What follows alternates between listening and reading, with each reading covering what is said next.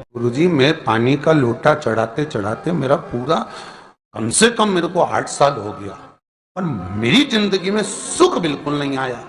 हमने कहा तूने कैसे चढ़ाया, वो भी तो सुने। तो क्या कैसे, क्या स्नान करा और मंदिर जाके लोटा चढ़ाया पानी का। अब मैंने कहा तू चुप रहे।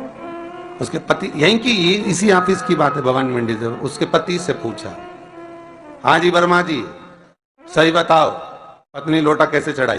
गुरुजी, ना जाने कहाँ के महाराज के चक्कर में पड़ी, लोटा भर के पानी चढ़ाने जाए, नहाने के बाद बच्चा इतना सा रो रहा, चिल्ला रहा, पर उसको टच तक नहीं करे, किसी चीज के नहीं छुए, और बिल्कुल कोरी की कोरी साड़ी पहने, धुली हुई, पहले ही बाथरूम में टांग के धर दे, उसको कोई छू नहीं सकता, टाविल टच नहीं कर सकता, और ऐसी जाके शंकर जी के फिर लोटा चढ़ाए।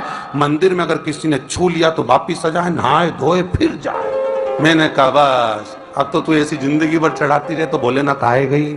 सत्य बोलो रे, मिलेगा। कई लोगों ने पूछा शंकर को रिझाने के लिए कौन से कलर के कपड़े पहने कि शिव राजी हो जाए।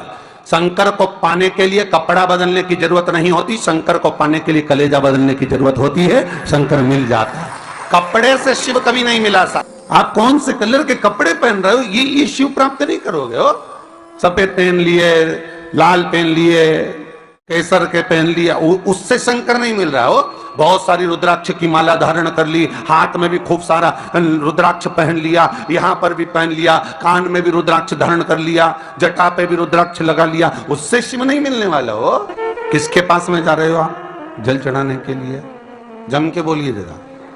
शंकर जी के पास। शंकर जी कौन, तुम्हारे कौन से मतलब नहीं है। भगवान को तो केवल इतना मतलब है कि आप मन कैसा लेकर आए हो। ये तन साफ करने से, स्नान करने से, खूब रगड़ रगड़ के नहाने से, लक्स पेयर से, खूब घिस घिस के नालों ने, क्रीम ने, पाउडर, डेंटिंग पेंटिंग करके फिर भगवान के पास जाओ और बढ़िया 2-4 घंटे तक फैशन करके भगवान को रिझाओ, भगवान रिझेगा? अरे गर्ग संहिता में लिखा है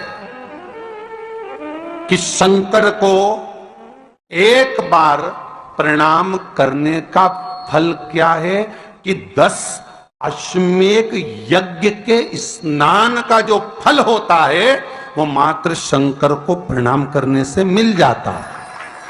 कितना?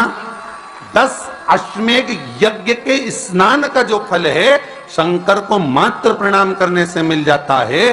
पर गर्ग संहिता कहती है कि 10 अश्वमेध यज्ञ के स्नान के बाद भी मनुष्य का जन्म वापिस मिल सकता है। मतलब वापिस तुम्हारा जन्म हो सकता है, किसी भी रूप में हो, जन्म हो सकता है। पर शिव पुराण कहती है, गर्ग संहिता कहती है, स्कंद पुराण कहती है, नर्मदा पुराण कहती है कि महाराज इतना जरूर है कि शिव को प्रणाम करने का फल उतना है कि 10 अश्वमेध यज्ञ के स्नान का फल मिल जाता है।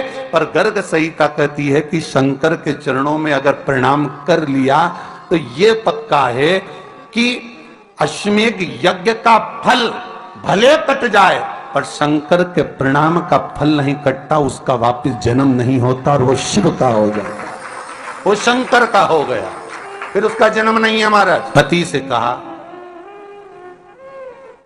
हाथ धो, स्नान कर लो जल्दी से, फिर अपन को चलना है मंदिर। पति बोला नहा लिया एक बार तो दूसरी बार फिर से नहा लो। नी के ना माने तो कई घर में चंद्र घंटा से माथा भिड़ा, स्नान करा फिर आया।